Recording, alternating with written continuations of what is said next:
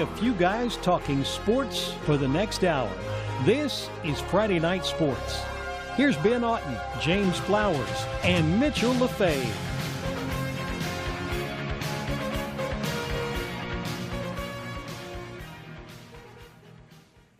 Welcome to Friday Night Sports. I'm Ben Otten, and alongside me are James Flowers and Mitchell LaFave. We've got a lot to get to in this hour, so let's not waste any time, guys. Let's jump right into a college football recap of Week 5, starting with the Big 12 Pac-12 After Dark game on last Friday night when Washington State knocked off 5th-ranked USC. We've now had 5 games to get a good idea of how good USC quarterback Sam Darnold is, and I think it's safe to say he's underwhelmed. I think he'd agree with that statement as well. So, guys, is it that simple? Is he just overrated, or was he overhyped heading into the season? Well, I think it's a little case of both. We touched on it last week that Washington State's pass defense was 12th in the FBS rankings. Half of USC's game is passing, and Sam Darnold was averaging 280 yards a game, and the other half revolves around Ronald Jones and Stephen Carr. But when you can't get Jones and Carr going, the game falls on the shoulders of Darnold, and that's what happened Saturday night. Darnold is just a sophomore, so he needs some time to mature, but he had some very high expectations going into this season. But I wouldn't let one game define his career. Overhyped for sure this season. Overrated, probably not as much. Yeah, I wouldn't say overrated as much. Yeah, like you said, overhyped. I mean, last year coming in as a freshman and throwing 31 touchdowns over the course of the season. He did so well last year, and again, it was as a freshman, so we had a lot of high expectations going in this year. He's still completing a lot of his passes, throwing the ball pretty well. The only problem, he's been throwing a lot more interceptions this year. Again, that could just be he's trying to force it too much. But again, as he matures, he'll be good for sure. Yeah, I think USC in general, the guys around Sam Darnold haven't exactly been completely healthy over the course of the beginning of the season, especially along that offensive line. They're starting a bunch of new guys out there that that can definitely hurt a quarterback's confidence and even just his ability when you don't have a lot of consistency along that offensive line. But James, I want to go back to something you said. You said you don't let one game define this guy's season. Well, it's been 5 weeks now for Sam Darnold, and I don't think he's had any one game that you can point to and be like, that's the Sam Darnold we thought we would see. So, and I think that's where my idea of him being overrated comes from. Yeah, I mean, there isn't one game, not this season at least, but you could also look to the Rose Bowl last year, which of course that is last year. But as I said, it's a little bit of both. I mean, I don't really have a good response for you, but I just said that. I mean, it's more overhyped than overrated. I mean, he did have, against Stanford this year, he did play really well, completed 21 of 26 for 316 yards, did throw 2 picks that game, but he also threw 4 touchdowns.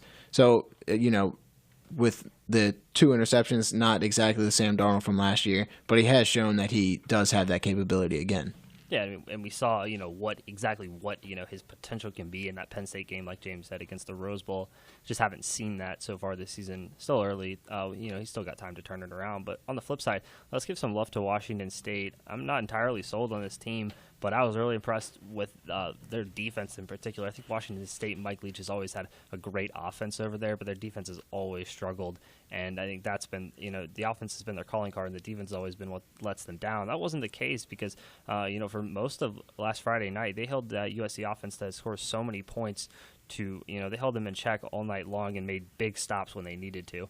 And you also got to give a lot of credit to the students in the atmosphere out there. I saw one thing where on a 1st and 10, USC just ran a simple quarterback run up the middle because they thought it was 4th and 1. It was that loud and that hard to tell what was really going on.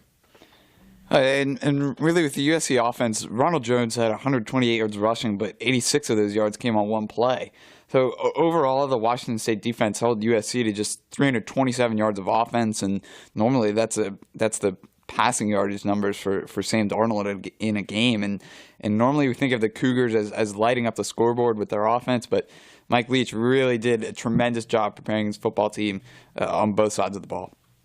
Yeah, I mean, they're 5-0 to start the season. That being said, they are yet to go on the road. That's it's pretty unbelievable that they closed the season. I think 5 of the last 7 weeks they're on the road, so they'll certainly be tested in the Pac-12 as the season continues. We'll see if they can hold on even to that undefeated ranking and maybe sneak in as a playoff consideration as the season continues.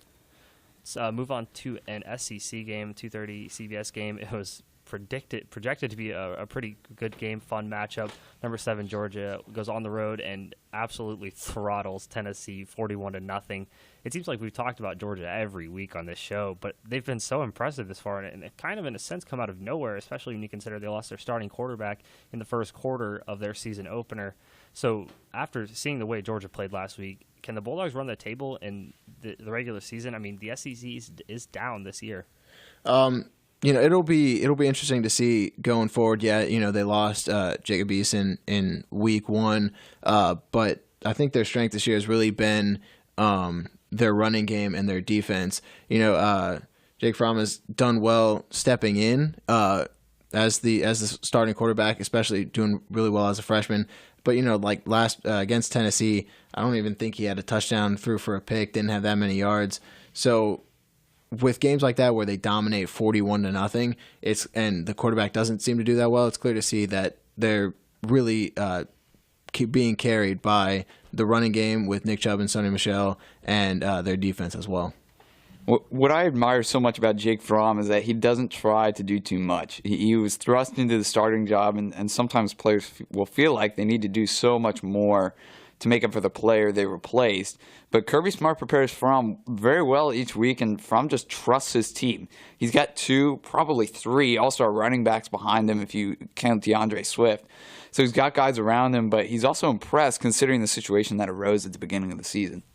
Yeah, I mean, it seems like running backs are never a problem at Georgia. That being said, having to start a true freshman, I think, it only highlights even more so what James is saying, because it's not easy for any quarterback to trust his system and trust the guys around him, especially in college football. But you forget this guy's only making it, only made 5 starts in college football, and all of them are only 4 starts in college football, and all of them have come this year. That's so difficult to do. When you get put into a starting spot like out of nowhere. You want to show the world what you're capable of, and put the country on high alert. And he's just he hasn't exactly done that, but he hasn't had to. And I think that's a testament to Jake Fromm and his maturity, especially for a guy at such a young age. Go ahead, James. And really, we've talked about Georgia so much and how impressed we are with them, but if we take a step back and look at the rest of their season, they are not out of the thick of it yet. They take on Florida and Jacksonville at the end of this month, and Florida's a little up and down, played well of late, but it's practically a home game for the Gators. 2 weeks later, they go to Auburn and then close out the season with Kentucky and Georgia Tech, who Georgia Tech always likes to play spoiler against Georgia. So like we talked about a couple of weeks ago, the SEC is very well-rounded, and there aren't any off weeks if you're an SEC team, because nearly every matchup is a tough one. Yeah, and for Georgia, those SEC games, I think all of them are certainly expected to be wins in Athens. But when you look at the SEC West, Georgia obviously already got Mississippi State out of the way with a big 31-3 win 2 weeks ago. But they go to Auburn on November 11th. I think that's their biggest test in terms of just how well Auburn matches up with Georgia. They're 2 very similar teams and similar offenses almost. So I think that'll be a very interesting game to watch. And speaking of those 2 SEC West teams, they played last Saturday. Number 13 Auburn, number 24 Mississippi State. Mississippi State looking to rebound from a tough loss to the aforementioned Georgia from 2 weeks ago, and the Tigers absolutely throttled them 49-10. After beating LSU on the road a couple weeks ago, Mississippi State has just completely fallen off the radar. They've now lost 2 games, albeit to good opponents, but they have not even been able to hang around with Georgia or Auburn last week. What has happened? I mean, for me, it honestly, it could have been a case of LSU not actually being that good. I mean, the Tigers did lose to Troy. We'll get to that soon. But you're right. Mississippi State's looked very average after taking down the number 12 school at the time. But I mean, Auburn had the Bulldogs outmatched last weekend. The Tigers have a rock solid defense, and their offense is really starting to come together too. I just think it was a case of Mississippi State beating what it could have been an overrated team in LSU, and they're just being outmatched against Georgia and Auburn. For me, I think the simplest way of explaining why Mississippi State has looked average the past 2 weeks is because Georgia figured out the blueprint of how to stop the Bulldogs offense. Mississippi State had 280 yards of total offense against Georgia, 351 against Auburn. This was a team that had over 400 against an LSU team, so they know how to play offense. It's not something new to them. But what Georgia did was bottle up Nick Fitzgerald, not allowing him to get outside of the pocket. They forced him into making throws he wasn't comfortable making. I think there's still a threat in the SEC, but they have to learn to not fully rely on Nick Fitzgerald to make everything happen on the offensive side of the ball. And I think the issue with that is, for Dan Mullen and that offense, Nick Fitzgerald's the guy, not just through the air, but on the ground. And if you take that away, I don't think Mississippi State's got the weapons around him to rely on them, because that defense isn't exactly great. It's okay, but for an SEC level defense, it's just average, and their offense is really what will win them games. And Auburn and Georgia have just absolutely shut down Nick Fitzgerald over the past couple of weeks. Let's give some love to Auburn, though. I think Mitch kind of brought it up about LSU and losing to Troy. We'll get to that, and maybe that win is not as big as it was. That Auburn loss to Clemson in week 2 looks better and better every week, not just because of the way Clemson's been playing, but the way Auburn's been playing. Running back Kerryon Johnson's last 2 weeks, 41 carries, 164 yards, and 8 touchdowns. Yeah, 5 last 2 weeks ago against Missouri, 3 more last week against Mississippi State. You combine him and Jarrett Stidham, their quarterback. It's a really potent offense, and that defense is really good for Gene Chizik. Yeah, I think they got a bit of a wake-up call against Clemson, although they played extremely well and even better than last year's game. So I think they're definitely a sleeper in the SEC. I think the Iron Bowl is going to be a great game this season. I think in the past couple of years it hasn't been as good, but this year, 2 very solid teams, 2 very different teams as well, I think. But we'll get that much later down the road. But for Auburn, they have to keep playing their game. Their defense has stepped up. And you mentioned Kerryon Johnson and Jarrett Stidham really played well this past week. So if I were an Auburn fan, I'd be very happy, even disregard that loss to Clemson. Yeah, I mean, you talk about that Iron Bowl. I'm really excited for that. I know it's not until the last week of the season, but I think you make a good point. When that game is interesting and fun to watch because Auburn's got a great quarterback. You think about Cam Newton back in 2010, Nick Marshall a couple years ago. Now Jarrett Stidham, can he be that guy? Because Auburn could certainly, win out all the way until that Iron Bowl would go in 10-1. You'd like to think Alabama would be 11-0. That would certainly be a high-profile matchup, a big-time game in the SEC to close out the regular season. But only time will tell. Let's move on to a Big 12 matchup, and I think it was a lot closer than us three certainly expected, and even the college football world. Number 15, Oklahoma State at unranked Texas Tech. The Red Raiders were undefeated, but Oklahoma State I think we all thought that, Oklahoma State against Texas Tech's defense, if Tech was even going to hang around, it'd have to be a shootout, and it wasn't exactly a shootout. There were a lot of points, but it wasn't exactly, a game in the 60s or 50s with 600 total yards on both sides of the ball. So were you guys more unimpressed with Oklahoma State or more impressed with Texas Tech? For me, it was a little bit of both. Props to Texas Tech for really putting up a fight. I did not think that the Red Raiders could hold on to the game like they did. But on the other hand, it was definitely underwhelming for Oklahoma State. They scored 41 points, but with how bad the Tech defense really has been, I would have expected Oklahoma State to have easily won last Saturday, not win by a touchdown with only a minute left. Yeah, I'm with you. I think it is a little bit of both. I was extremely impressed with Nick Shimnick from Texas Tech. He was actually committed to Iowa and then walked on at Texas Tech. So he knew he'd have huge shoes to fill as Patrick Mahomes departed through the NFL. But Shimnick's stats are just unreal through 4 games, almost 1,600 passing yards. We know Texas Tech, they love to throw the ball. 12 touchdowns, 2 interceptions, and they kept up with one of the best teams in the conference. I think the Red Raiders really surprised Oklahoma State and the rest of the Big 12 with how well they played. And I can think of another Texas Tech walk-on that's made himself quite the name in college football in one Baker Mayfield. We'll talk about Oklahoma, later on in the show or later on. I think they've certainly looked really impressive. But the other team in that state, Oklahoma State, I mean, this is 2 straight weeks now. And give credit to obviously TCU's defense and Texas Tech defense for the preparation and the execution. But I mean, to be honest, their offense has just looked okay in the last 2 weeks, and this is an offense that we talked about as being one of the best in the country. Have they peaked too soon? Have teams figured out a way to slow down this Cowboy offense? I mean, maybe. I think when we were watching, I think it might have been like something like James Washington didn't have a catch in the second half until like halfway through the fourth quarter. So really being able to focus on, their top receiver and being able to shut him down, I think that's been putting a bit more pressure on Oklahoma State to try and do other things. It just might not be working out as well for them. Well, we make it sound like that their offense didn't do anything. They still scored 41 points today, almost 600 yards of offense. So offensively, I don't think they're in much of a predicament. Mason Rudolph did his thing. And Justice Hill seemed unstoppable. So as for the Oklahoma State offense, I don't think that's much of a worry. Maybe their defense, yes. I mean, Texas Tech loves to throw the ball, and you know that going in.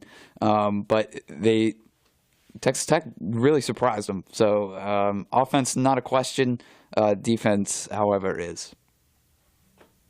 Yeah, I mean, Texas Tech will be a team to keep an eye on, as the season continues. I think Cliff Kingsbury maybe finally has a team that can turn some eyes in the Big 12. We'll see as the season continues.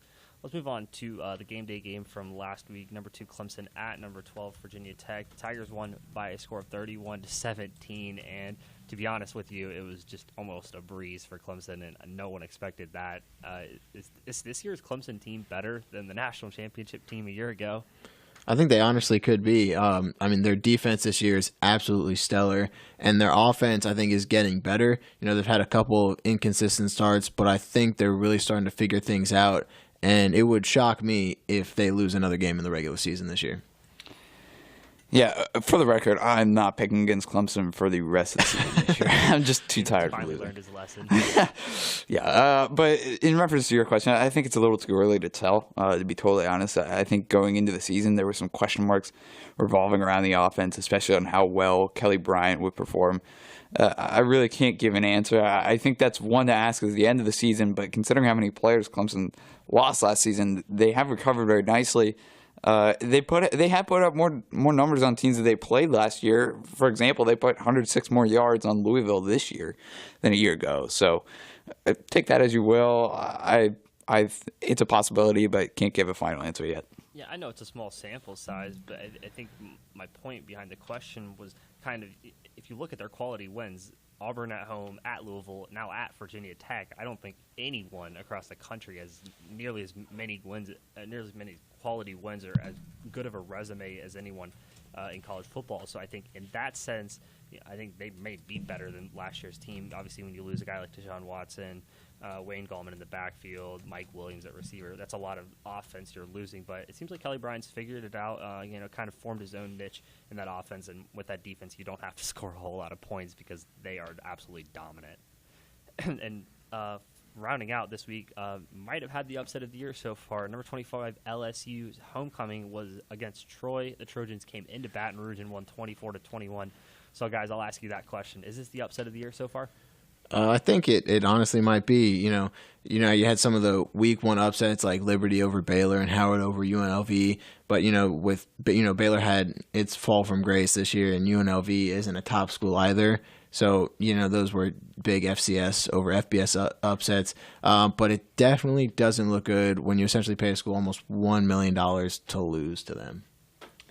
Yeah, I don't think it's the upset of the year, but I think it's one of the top ones for sure.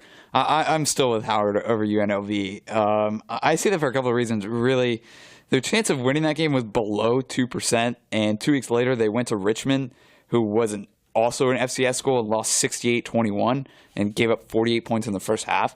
So I think that really shows how big of an upset Howard beating UNLV was. Troy was obviously overlooked. They've got one of the best running backs He's definitely the best running back in the Sun Belt. And Jordan Chun, I'm not sure if he's the best back in the country by any means, but LSU over. What's up? got to be up there. Oh, I would say so. But LSU just overlooked them, and this is what happens when you schedule quote-unquote cupcake for homecoming. Yeah, I mean, you could say they overlooked them. I honestly just think Troy outplayed them. I mean, Troy ran for 206 yards. I know a lot of that has to do with how good Jordan Chun is, but this is against LSU at home, an SEC team that's prided itself on run defense over the past 10 years or so, and they let Troy, a Sun Belt team, run for over 200 yards on them. So I think that's pretty eye-opening.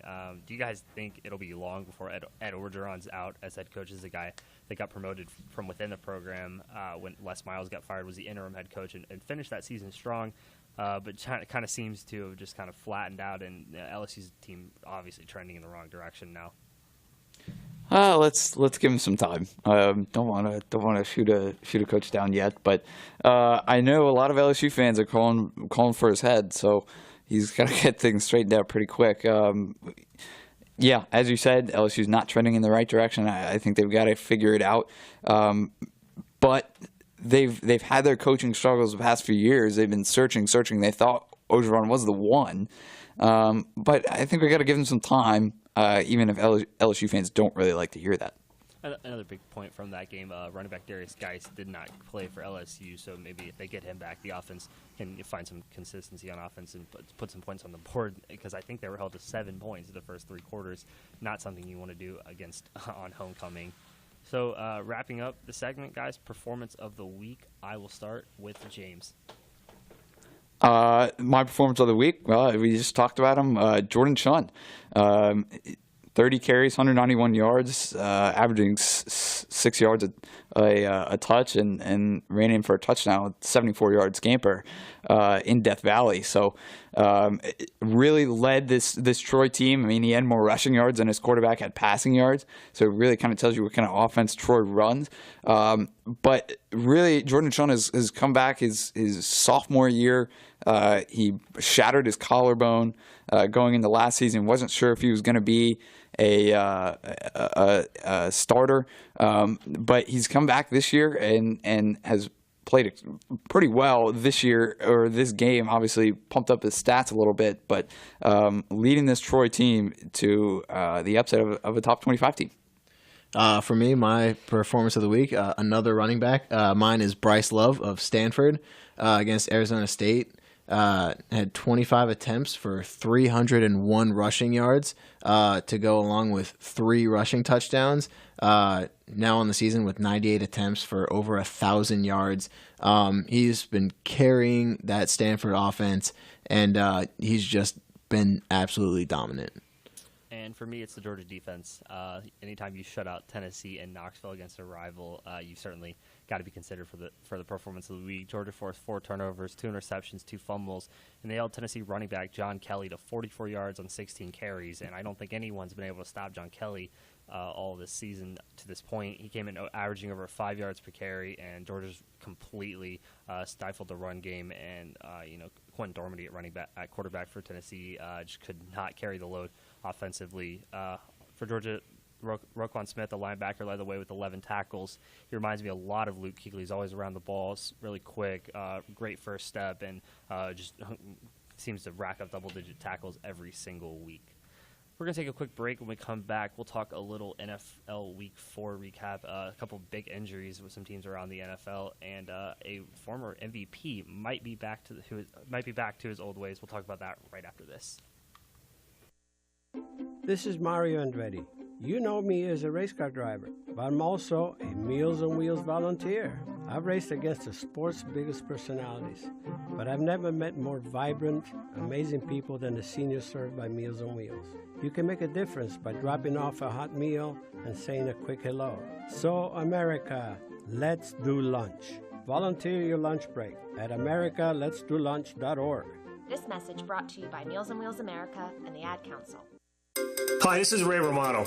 There's nothing more important to any of us than keeping our children safe. So make sure your kids know that they shouldn't give out their name, age, address, or phone number on the internet. Let's all work together to stop child abduction. The Amber Watch Foundation and one-to-one coaching. Spend more time with your kids and less on your bills. Call now for your free financial strength score and take control of your finances. Call 888-318-8505. 888-318-8505.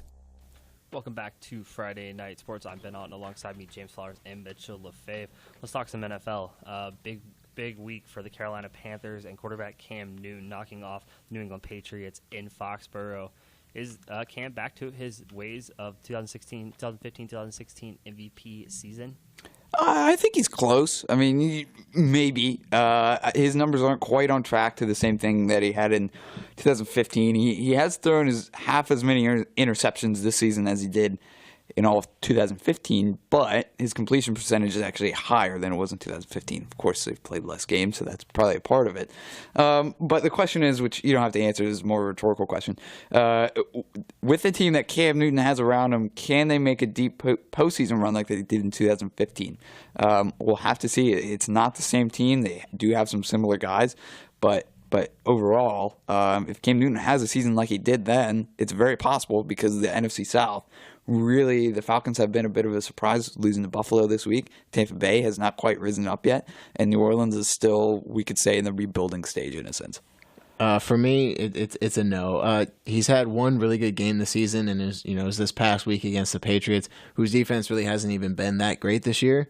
He didn't even throw a touchdown in week 2 or 3. Yeah, he doesn't have one of his favorite targets in Greg Olsen. He has, like James mentioned, he has a higher completion percentage, but I don't think he's back to that MVP caliber season. Yeah, and as a Panthers fan, I've had the opportunity to watch this guy for since his rookie year, and what I've noticed is over the years he's always had this trend where he'll go through a really bad stretch and make poor decisions right after he plays extremely well. And I think with what happened this week off the field and in the press room, you can take with what you will, but it even applies on the field. I think about that, how well he played that MVP season all the way through the NFC Championship game against Arizona, possibly being his best game of the season. He goes into the Super Bowl. I think, at least for me personally, I didn't think anyone could beat us, certainly not the Broncos, and Cam just didn't play well. And then he let that carry over into last season and had an awful and very underwhelming year last season. So I think that'll be something that's interesting to watch is Cam Newton's going to be, and this Panthers team is going to be challenged, and they're going to hit a few bumps in the road as the season continues. Has Cam finally got the maturity and the ability to move on and get past that? Because it seems like with the highs, just as soon will come the lows for Cam Newton, and especially that Panthers offense. We'll see as the season progresses. Let's move over to the AFC. Still quarterback talk, but not so good for the Oakland Raiders. They'll be without quarterback Derek Carr for 2 to 6 weeks. How will Oakland fare without their star quarterback? Losing Derek Carr is the worst news the Raiders could have received this season. When they lost him last year for the playoff game, they couldn't generate any offense. A bit of a different game, of course, in Houston. Connor Cook was under center instead of E.J. Manuel, who has years of experience of starting in Buffalo. But it's more than just Derek Carr. We look at Amari Cooper. He's been a disappointment this season, and he hasn't been targeted a lot. The defense has played well, but with Derek Carr being the offensive spark for the Raiders, this is not the ideal situation for Oakland. Also, Marshawn Lynch, I mean, that their free agent pickup is averaging a career low in yards per carry. So if you're looking at someone like a beast mode or the running game to pick up, it certainly has not this far. Yeah, no, it's definitely going to be a tough hit for the Raiders. I mean, Derek Carr has been really good. Struggled against the Redskins, but again, in part, not everyone on the offense has been able to step up like they have in the past, and it'll be definitely tough to see how they're gonna fare for the next couple weeks. Yeah, I think it's safe to say the Raiders want Derek Carr back or closer to that 2-week period than the 6-week period, because in the AFC West, the Chiefs and the Broncos have been quite a pleasant surprise, and they look like really good teams. So it's a really difficult division. It's going to be an uphill battle if they lose a couple more games in the next couple weeks. I think what really plays into their favor, though, is having E.J. Manuel, because you don't want to rely on Connor Cook, who no offense to him, he's just not very good. So EJ Manuel, he's got the starting experience. He's not Derek Carr, but he's also not nobody either. So he can play. So I think that's good for them. But they're going to have to figure something out on offense aside from the passing game. You mentioned Marshawn Lynch has not played well. Of course, they lost Latavius Murray, who, say what you will about him, I mean he was pretty good on the ground. So they have to figure something out soon. And speaking of Latavius Murray, he has been thrust into a starting role in Minnesota because Dalvin Cook tore his ACL last week. Big loss for my fantasy team personally, but will it be a big loss for Minnesota as well? Well, the Vikings actually added Stephen Ridley yesterday, which will help them, but it's not going to fill the void that Cook's injury leaves. Stephon Diggs and Kyle Rudolph are targets in the passing game for Case Keenum. But as you said, the Vikings signed Murray, who will be the starter, and he can handle a large workload since he was starting in Oakland for 2 years. And he can also provide some options for the passing game as well. But the biggest question for me for the Vikings, if the Vikings end up losing Case Keenum, they either have to sign someone out of free agency, or, which could be Colin Kaepernick actually, or they'll have to fall back on Kyle Sloter, pardon the pronunciation. He has 1 year of quarterback experience at Northern Colorado, which is an FCS school, and 2 years ago he was wide receiver at Southern Miss. So not the most ideal situation in Minnesota along the injury standpoint. Yeah, I mean he's on an NFL roster though. I think there's a reason for that. That's worst comes to worst. If something awful were to happen to Case Keenum, even if he were to happen to miss a week or two, I don't think that would be that big of a deal. But I think they've had enough quarterback injuries with Sam Bradford and Teddy Bridgewater. So, and Case Keenum's done a good job filling the void. So I think Minnesota will be all right, especially that defense. I love watching their secondary play. They're really good against the pass game. So I think the Vikings will be okay. They certainly have a good team, but obviously you lose a guy like Dalvin Cook, that is a serious problem. We're going to take another quick break. When we come back, we'll talk some baseball. The MLB wildcard games are concluded. The Division Series has gotten underway. We'll talk about all 4 of those DS matchups right after this. Is that a faucet running? That's not a faucet. That's a river rushing through the forest. Forest rivers provide over 100 million people with clean water to drink. What? I can't hear you because of the vacuum. That's not a vacuum. That's the trees in the forest cleaning up the air we breathe. I didn't know the trees were so amazing. Yep, and the forest gives us shade, trees to climb. That's awesome. Let's go explore some more. Visit the forest today and enjoy all it does, just for you. To learn more about the forest and find one near you, go to discovertheforest.org. Brought to you by the U.S. Forest Service and the Ad Council. Okay, forest animals, kids are coming to the forest, and it's up to us to make their visit a good one. Sparrow, have you practiced the most popular bird songs for the year? Of course. Catchy. I like it. River, how's the temperature? It's a refreshing 52 degrees, man. I love it. Turtle. He's not here yet, man. He's late every morning. Okay. Squirrel. The forest has been preparing just for you. To learn more about cool things to do in the forest, visit discovertheforest.org. Brought to you by the U.S. Forest Service and the Ad Council. Welcome back to Friday Night Sports. Let's talk some baseball for a little bit. The ALDSs are underway. Boston, Houston, and Cleveland in New York. Let's start with a game that's already had 2 games concluded. The Astros have a 2-0 lead on the Boston Red Sox. For me, this is personally a pretty fun series to follow. The 2 offensive juggernauts in Boston and Houston. I really thought Houston winning Game 1 was huge because Boston threw their ace Chris Sale. Now the pitching kind of evens out, and the offenses are both really good. But when the way Houston was able to hit off Chris Sale, I was really impressed. The Astros look primed for a pretty deep postseason run if they can keep it up. Oh, the Astros have been dominant in the first couple games in the series, especially Game 1. Tough. Well, when you have to go Game 1 against a pitcher like Chris Sale, who's been so good in his career. And, the Astros came out swinging. They started off with back-to-back home runs with Alex Bregman and Jose Altuve. And, Altuve hit another one later, and I was joking with Ben about how, he's got 2 right now, but, nothing's going to compare to Adam Kennedy's 3 home runs as a second baseman in 2002, and the second I say that, Altuve hits his 3rd. So, funny how that works. Yeah. But, yeah, Houston is just their offense has come out to play against the Boston Red Sox. But usually, Boston has a very good pitching. Well, I shouldn't say very good. They have a solid pitching staff, but Chris Sale is their ace, as you both said, and Houston was not intimidated by that by one bit. I mean, they clocked up 12 hits, multiple home runs. I lost track about how many there were. It had to have been 4 at the very least. So good for them. I shouldn't say that. That sounds terrible. And especially going up 2-0 in the series, heading back to Boston, it's just going to make it very hard for the Red Sox. And whoever wins the series, both of these series are going to be so good. I mean, it's hard to beat postseason baseball.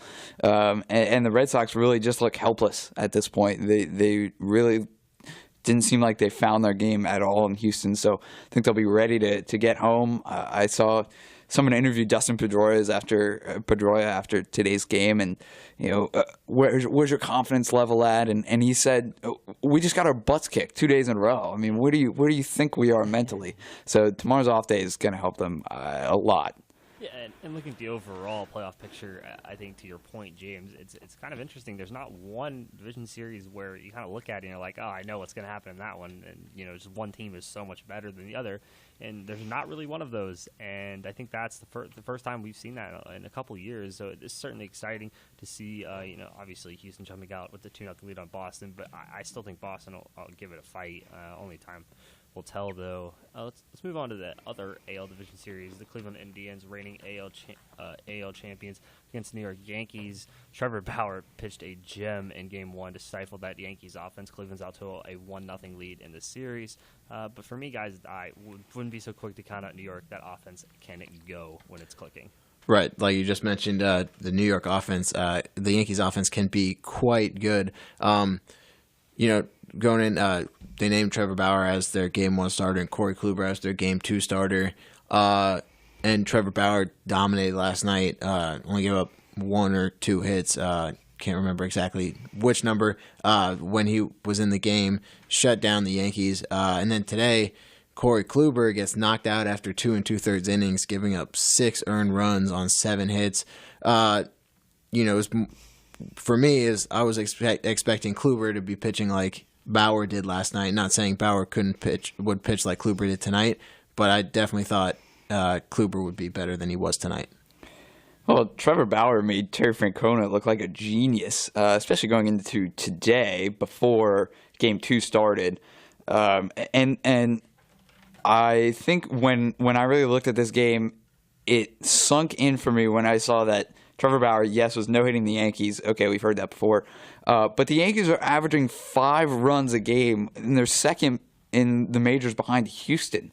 So to hold them to 3, 4, however many hits in the game, not many, extremely impressive. And they thought Corey Kluber, he's our innings eater. He'll get 6, 7 innings. Won't have to use our bullpen. Total opposite. They had to use their bullpen all of today. So not going as expected for Cleveland, but wait for the Yankees to come back in Game 2. Yeah, I think you make a really good point because, I don't think anyone would bat an eye last night when they take out Trevor Bauer after 6 2/3 innings. But now, with Corey Kluber being pulled early and them having to go to the bullpen for, the final 6+ innings, that bullpen's going to be pretty well used and not well rested as they head on the road to New York. And so you begin to wonder, I know hindsight's 20/20, but you got to wonder maybe you could have kept Bauer in there for at least a couple more outs and give that bullpen less work. But yeah, I mean, Terry Francona, what a job he did in Game 1, trusting Trevor Bauer and giving him the opportunity, and he took full advantage of it, getting Cleveland out to a quick lead. Looks like the Yankees are going to even up the series, I think. Is that correct? Yeah, you mentioned the bullpen having to eat up a lot of innings. It's the bottom of the 6th right now. New York's up 8-3. In the through 6 innings, the Indians have already used 3 relief pitchers. So it'll be interesting. And, still got 3 more innings to go in the game. So it'll be interesting to see how they attack that going forward. And both teams are really they need to give their bullpens a rest, especially the Yankees. Getting into that wild card game, they had to account for, was it 8 8 1/3 innings of their bullpen. 8 2/3. Yeah, so Severino only went 1/3, which they were not expecting by any means. So New York needs the rest. Need this off day tomorrow. And CC Sabathia was going today. Really not an innings guy. But Chad Green has been lights out for the Yankees and been very, very impressive this year. And he's could possibly be a starter, but he's been very strong out of the bullpen. Yeah, it certainly helps to have guys like that in October because it's known for starting pitchers to have pretty short leashes. Head coaches or managers don't waste any time. If they see their starter doesn't have it, they won't hesitate to go to the bullpen. Let's move on to the NL Division Series, starting with the reigning World Series champions, Chicago Cubs. They are back. They get a tough matchup in the Division Series with the Washington Nationals. This is my favorite matchup personally among the four. Like I said, the Cubs are reigning World Series champions. The Nats definitely have the roster for a World Series run. That offense is explosive, but they haven't produced in October in past years. Is this finally the year they turn it around? I sure hope so. You don't have to answer the question. I mean, it was just kind of rhetorical. No one's going to know, obviously. So, yeah. The big question mark for the Nationals is Max Scherzer's health. They said today he's going in Game 3, so that'll be the first game in Chicago. Nationals, they've got the pitching staff, they've got the offense, they've got it made. As for the Cubs, their bullpen solid. Little questionable at times, and a little, as we saw in the World Series last year, sometimes some questionable pitching changes or pitching calls by John Madden. But I think you're right. This probably might be the one of the most, well, there's only 4 series, so it's got to be one of the most exciting, right? But yeah, I think the Nationals have got it made, but no doubt Chicago's not going to roll over. Yeah, Chicago, coming off their World Series win last year, they're going to obviously want to repeat. They're going to give the Nationals a good fight, but like you guys mentioned, the Nationals offense was killer this year. They destroyed baseballs all season long. So it'll be interesting to see how they can carry their regular season momentum into the postseason. We also have to wonder about Bryce Harper. Is he healthy? He took some days off at the end of the season, so he's going to be a big piece as well. But they survived just fine without him when he wasn't playing. As you mentioned, Bryce Harper just singled in the bottom of the first. So there you go. Cubs Nats underway in Game 1. You guys can tune into that right at the conclusion of our show. But moving on. Free promo much? Moving on, Los Angeles and Arizona in the final matchup of the division series. Arizona advanced with an 11-8 win over Colorado in the wild card. They now will get ready to take on the best team in baseball in terms of record, Los Angeles Dodgers. For me, the biggest question mark is if this series is going to be close, it's going to be because Arizona's pitching has given them a chance. We know that offense is really good, but I think outside of Zach Greinke, their pitching staff has just kind of been average. You mentioned the Arizona pitching, the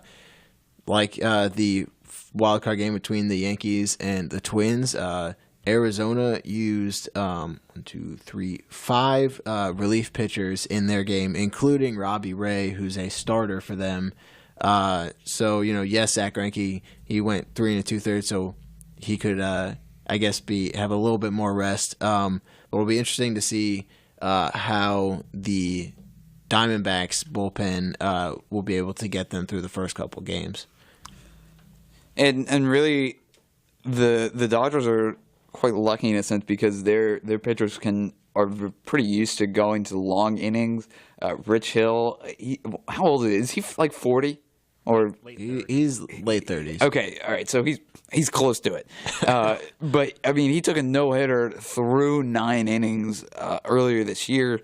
You've got, and then if you can get it to your bullpen for 2, 3, maybe 4 to stretch, and then you give it to Kenley Jansen, their pitching staff is just one of the best in baseball, and I look forward so much to watching that. And then, of course, Arizona, their offense is so good. So, they're in the same division. They battled each other all year. So this will be a fun one. Yeah, Arizona's been one of those teams that's been able to give the Dodgers all they can handle over the course of the season. So I think in that sense, it's a good matchup for Arizona. Also, the Dodgers have not played well coming into the postseason. They had a really bad September. It looked like early August, maybe even mid-August, they were on their way to breaking the Mariners record for best record in baseball in MLB history, and came really nowhere close to that. So. The Dodgers, they definitely had some struggles in September, but James, you mentioned their pitching staff. They've got Clayton Kershaw going tonight. They've also got Alex Wood and Rich Hill. Alex Wood had a spectacular start to the season. I think he fell off a bit towards the end, pretty much like the whole team did. But tonight it'll be interesting to see, you got Clayton Kershaw, one of the best pitchers in baseball, who hasn't necessarily done too well in the postseason, against Taijuan Walker, a postseason rookie for the Diamondbacks. Yeah, certainly be interesting to watch later on tonight as Game 1 between the Dodgers and the D-backs gets underway. It'll be a pretty crucial Game 1 in just a 5-game series. That's the case for all the division series, I guess, but certainly a big Game 1 for both of those teams. We're going to take another quick break when we come back. Big weekend for TCU here in Fort Worth college football. They welcome West Virginia to town. Game day is here. TCU's kind of gotten some national attention. We'll talk about that right after this. We are live outside the home of Joe and Rosie Goddard, where a pretty big tickle fight broke out just minutes ago. Sources say their father instigated the laughter. Let's go inside for a comment. Apparently, they have no comment. Dads, let this be a reminder that it only takes a moment to make a moment. Call 877-4DAD-411 or visit fatherhood.gov. Brought to you by the U.S. Department of Health and Human Services and the Ad Council. Hey, Larry, mind if I sit down? Nope. This coffee tastes like coffee. So what's going on? Not much. What's new? Not much. Okay, but can you please put the newspaper down while you say not much? What newspaper? This newspaper. Oh, dude. What happened to your face? I see 1, 2, 3, 4, 5, 6. Ow. 7. Dude, what is this? 11 pieces of toilet paper stuck to your face? I'm shaving in the dark to save energy. I'm helping the environment. That's a dangerous way to help the environment. Well, sometimes you have to sacrifice yourself for the greater good. Dude, there's an easier and safer way to help the environment without sacrificing yourself. Go green, go public. Take public transportation. It's good for the environment and you won't have to live behind a newspaper. Wow. But for now, put the newspaper back up. A message from the public transportation systems across the country. To learn more, visit publictransportation.org. Welcome back to Friday Night Sports. I'm Ben Otten, alongside me, James Flowers and Mitchell LaFave. Let's preview the big game for college football this weekend, Week 6. TCU Horned Frogs welcome number 23 West Virginia to town. Game day is here. Fort Worth, this campus has been pretty lively over the past couple of days, especially in the Commons, because that's where game day will be. But on the flip side, we've talked about how Gary Patterson likes TCU being underdogs and going on the road. He feels comfortable in those kinds of environments. Now they're at home. Everyone in college football world is watching them. They've got Kirk Herbstreit's been a really big advocate of TCU this season. He's really high on them, and I think what he says is taken very seriously. So to be honest, I'm a little nervous, but it'll be interesting to see how this fares out. Oh yeah, it'll definitely be interesting. Like you mentioned, Gary Patterson doesn't like being above the radar. He likes being the team where, hey, if they don't really pay attention to us, that's where we thrive. They don't think we can win. That's where we'll show them up. But it's a completely different situation now, being a top 10 team in the country. College game day, big atmosphere. It'll be interesting to see how the Horned Frogs will fare tomorrow. And if I saw correctly, I believe they're favored by 2 touchdowns, which is, I don't think really anyone agrees Vegas with. Vegas likes this too. What's that? Seems Vegas likes this too. Yeah, I guess so. But really, this is a huge game for both teams. But really, I think it's an even bigger game for West Virginia. So West Virginia fell out of the top 25 after their opening weekend loss to Virginia Tech, but they've quietly snuck back in. If the Mountaineers look to put up a chance in the Big 12, it's going to start with an upset of TCU. Yeah, and I think that almost works the same way as to what TCU. So I'm not getting at the top 25, but what TCU did 2 weeks ago in Stillwater, knocking off the top 10 team in Oklahoma State, a team everyone was talking about, and that kind of put TCU into the national conversation and potentially an outside team that deserves a look for a college football playoff spot. West Virginia's loss to Virginia Tech isn't a bad one at all. So I think this is kind of Dana Holgerson telling his team, this is our chance, to kind of ruin their game day in both sense of the word, with College game day being here. Now TCU's at home; they're the favorites, like James said, by 2 touchdowns. This team is yet to handle real success until now. So I'm interested to see how the Horned Frogs fares. It's a really veteran, experienced group, but the bright lights will be on, albeit at an afternoon game between TCU and West Virginia. And it's so far right now, it could be West Virginia's biggest game of the season. Right now the only teams they've beat are East Carolina, Delaware State, and Kansas. They lost to Virginia Tech to open the season. But even though they haven't really played a whole bunch of teams, West Virginia, they still look good. Will Greer, he's thrown he's thrown 304 yards or more in all 4 games, and he's already had 13 touchdown passes. So it'll be definitely interesting to see how our defense, who did a pretty good job at shutting down Mason Rudolph 2 weeks ago. It'll be interesting to see how well they can fare against Will Greer tomorrow. Yeah, and you can add in running back Justin Crawford to that conversation, the West Virginia offense. We talk a lot about Darius Anderson and how big of a year he's had. Well, Justin Crawford's outgained Anderson on the ground so far this season. So that offense, when it's clicking, it can be really, really good. Defense, it's been up and down. But they give up like 34 points to Kansas. So, defense isn't exactly the calling card. But that offense, Will Greer, Justin Crawford, Karan White out wide, they're really good and can be almost unstoppable at times if they're clicking. Yeah, and actually, West Virginia's offensive line has been pretty good as well. You got a good line, you can open up holes for the running backs, but they've also allowed just 5 sacks in 4 games. So Will Greer hasn't taken a lot of hits, which is good, especially this week. So for the TCU defense, they've got to get after it. But on a big stage, I think this will be a close game down to the end, and this could come down to special teams game. Jonathan Song's been perfect so far.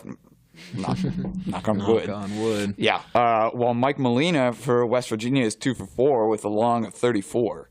So take that in consideration. Of course, we don't know what kicks he's attempted, but and then you talked about the West Virginia defense. They're near the bottom of the Power 5 in most major defensive categories.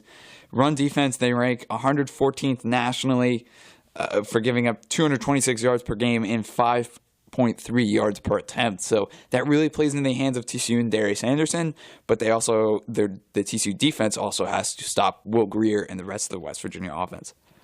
Yeah, and for me, another big thing to watch will be that TCU defense. Can they force turnovers? It's something they did a really good job against Oklahoma State 2 weeks ago. And field goals or wins. I expect this West Virginia offense will be ready to go and will be clicking and playing very well. And if they are, they can be tough to stop. So if you can make plays in the red zone when they matter, hold West Virginia to field goals and let your offense do its thing and force turnovers, give that offense a short field. That's what's really propelled TCU, especially in the Oklahoma State game. They'll have to replicate that against West Virginia this weekend. James mentioned West Virginia's poor rushing defense this season. They gave up a school record 291 rushing yards last week against Kansas, or 2 weeks ago, whenever it was. And then TCU, which plays into the hands of TCU, they've only rushed for under 200 yards as a team once this season, and it was against Arkansas when they ran for 195 yards and still 4 touchdowns. And in addition to that, TCU this year has been so great at dominating the clock and keeping possession. They've averaged keeping the ball for over 33 minutes a game. And while West Virginia is they're 105th in the nation in time of possession. So keeping West Virginia off the field, like TCU has been able to do to other teams throughout the course of the season, is really going to play big into it. Yeah, I think that's a good point. TCU is probably the only team in the Big 12 that prides itself on on field position and or not on field position, on time possession in the Big 12. So I think to an extent, that'll be important. If they can dominate the clock the way they did against Oklahoma State, that certainly will be great. But just winning time possession with how fast this West Virginia offense can go and can score, I don't know if it does so much. We'll have to see, how well that defense plays to determine how important time possession was or is in the game. Let's move right on to our college football Week 6 pick'em. Quick rundown of the standings. Me and James are in second and third with a record of 14-11. 14-11. Mitch still atop the leaderboards with a record of 17-8. Let's start it off. An SEC matchup in Gainesville. Number 21, Florida welcomes now unranked LSU. This is two teams kind of trending in completely different directions. So can LSU, after losing to Troy last week, go into Gainesville and knock off Florida? Florida, they had a really pretty good offensive show last week against Vanderbilt, and I think they can wait for it. Vanderbilt off of it and get the dub against a not so strong looking team in LSU. So I've got the Gators. I'm gonna go and mark you down for a loss in that game because what happened. That pun was terrible. Look, sometimes you got to do what you got to do. Ha ha. Bit of a better analysis, in my opinion. I think LSU is extremely vulnerable right now. The Troy loss was just embarrassing, and some fans have appeared to given up on Orgeron, like we talked about. Felipe Franks played very well when he relieved Luke Del Rio, completed 10 to 14 passes. Florida will be without Tyree Cleveland, which will be a huge loss, but their run game is not something to sleep on. Malik Davis ran for over 100 yards against Vanderbilt, and Michael Piron had 3 touchdowns. LSU could surprise me and have a reawakening, but I'm going to take Florida over LSU. Yeah, I got the Gators as well. I think it'll be closer than people think. I think LSU will be a little bit upset with what happened last week. They'll play a little bit better probably than their previous games would suggest, but Florida has just looked really good even without Jordan Scarlett and Antonio Callaway. I think Felipe Franks is slowly but surely getting better each and every week, and I think that's ultimately the difference is his play at the quarterback position for the Gators. Let's stay in the Sunshine State. That is tough to say. With Florida State, obviously this won't be as big of a high-profile matchup without, they haven't had DeAndre Francois quarterback for a couple weeks now. They just picked up their first win of the season last week. They go, but they welcome undefeated and 13th ranked Miami this weekend in state rivalry. Guys, who wins?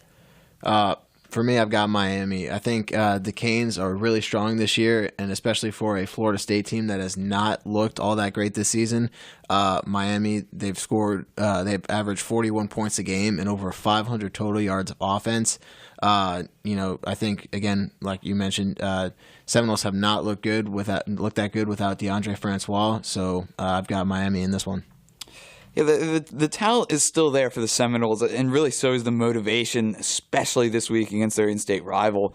Miami opened ACC conference play against Duke last week and really handily beat them. Malik Rozier has been great through 3 games for the Canes, and Mark Walton is a solid back with over 400 yards on the season. Miami's defense got after Duke quarterback Daniel Jones. He suffered 5 sacks. And with the question mark at quarterback for Florida State, I think this will be a close game, but I'll look for Miami to end the 7-game losing streak to Florida State. Yeah, you mentioned those 5 sacks. That's ultimately the difference because Florida State's offensive line could not protect DeAndre Francois against Alabama. They cannot protect James Blackman. They've struggled. They just haven't had the opportunity to kind of build some chemistry, play together. It's a bunch of brand new guys. Seems like getting first, second starts every single week. And I think that inconsistency is ultimately the difference. I got Miami finally ending their 7-game losing streak to Florida State. Another in-state rivalry in the Big Ten. It's on ABC Saturday Night Football. Number 7, Michigan welcomes Michigan State. It's the Spartans' first trip back to Ann Arbor since that infamous block punt return for a touchdown on the final play of the game. They'll need similar magic to beat a top 10 Michigan team, but can they do it? Look, Michigan State, I think they're going to put up a good fight in this one, but I think the Wolverines at home will be too strong for the Spartans to handle tomorrow night. Yeah, I don't think Michigan is necessarily at where the ranking puts them, but I still think, especially at home, they'll be too tough. So I've got Michigan in this one. Michigan State's 3-9 season last year surprised a lot of people, but they're 3-1 this season and are looking to take down their biggest rival. For me, it all starts with quarterback Brian Lewart. He's a pro at running the read option and really is a lethal weapon on the ground, but he's not quite a threat down the field. He'll have to solve the problem of Devin Bush on defense for Michigan, but I'll take Sparty in a low-scoring affair at the Big House. Yeah, I'm with you, James. I will take Michigan State as well. I think L.J. Scott is an underrated running back in college football. Doesn't get a lot of pub because Michigan State hasn't been very good the past couple of years, but this is a guy that burst onto the scene as a true freshman 2 years ago, had a really good Big Ten championship game against Iowa as a freshman. He's continued to produce each and every week at the beginning of this season. The Michigan run defense is stout, but I think L.J. Scott has a big game, and the Spartans win in Ann Arbor again. Next up, a big Pac-12 matchup with number 11 Washington State finally going on the road, and it's a tough one because going to Eugene is never easy. Can the Cougars come out of Eugene, Oregon, undefeated? I like Oregon. I think they've looked pretty solid so far this season. Unfortunately for the Ducks, they'll be without starting quarterback Justin Herbert, possibly even their backup Taylor Alley, and maybe also possibly without their starting running back Royce Freeman. But they still have some good offensive weapons. On the other side, Washington State, they've done very well this season. They're going to be very high coming off their win against the Trojans. However, this is Washington State's first game on the road this season, and it's going to be in a much different atmosphere for the Cougars in Eugene. And with that, I think the Ducks can pull off the upset. Throw Dylan Mitchell into the injured Duck squad, but this Oregon defense is going to have to keep up with the Washington State offense led by Luke Falk. He raised his Heisman hype with a statement win over then 5th-ranked USC last week. He's recovered from his slow start and has gone on to throw 16 touchdowns, 1,700 passing yards, 74.5 completion percentage, and throw in that he only threw 2 interceptions. If it's a game of trying to outscore Luke Falk and the Cougars, good luck. I like Washington State in their first road game of the season to beat Oregon. I like Luke Falk in that offense, but I was really impressed with their defense last week against USC. I think that puts them over the hump. It'll be tough because going to Eugene, like I said, is never easy, but I think Washington State comes out with a victory, stays unbeaten. And finally, the big one, number 8 TCU, the Horned Frogs welcome number 23 West Virginia. It's game day. You can catch it at 2:30 on FS1 or right here on KTCU. The Horned Frogs had a bye week to prepare for the Mountaineers, but West Virginia's only blemish was a Week 1 loss to Virginia Tech. Who wins? I like TCU in this one. They're no longer going to be the underdog. People not really looking at them that much. It's going to be, again, it's the big game of the week, game day. A lot of eyes on TCU this week. But I think with the extra week to prepare, Gary Patterson's going to have been on the guys a lot. And I just think even though West Virginia has a pretty good offense, they haven't faced as good of a team as TCU this season, and so I think TCU is going to pull this one out in a closer score than other people think. Under Gary Patterson, the Horned Frogs are 17-0 at home as an AP Top 10 team. West Virginia has not defeated an AP Top 10 team on the road in 35 years. I don't look for that to change. I think TCU, it's going to be a close game early, and I think it's going to be a close game going to the fourth quarter. The run game for Darius Anderson, I think he's really going to step up. Throw Kyle Hicks in there. He could be a weapon more so in the passing game. I think Kenny Hill's going to prepare well. Again, he's got to do what he's been doing, not forcing a lot of things. I'll take TCU, but again, close game all the way up to the fourth quarter. TCU closes it out. Yeah, with both you guys, it's going to be a close one. I think Gary Patterson just did an excellent job preparing that team for Oklahoma State 2 weeks ago. This is a much different preparation process, but they had an extra week to do it. I trust Gary Patterson. He's always done a great job preparing his teams well. And the Horned Frogs have shown they can go out and execute that game plan. They did that 2 weeks ago in Stillwater. I think they'll do it again this week with all eyes watching them, and the Horned Frogs will stay unbeaten with a win over West Virginia. That's going to do it for us here on Friday Night Sports. For James Flowers and Mitchell Lefebvre, I'm Ben Otten. You can check us out on Facebook, Friday Night Sports, or on Twitter at Friday Night Sports, FRINIGHT SPORTS. We'll be back here next Friday at 6, but until then, y'all have a good one.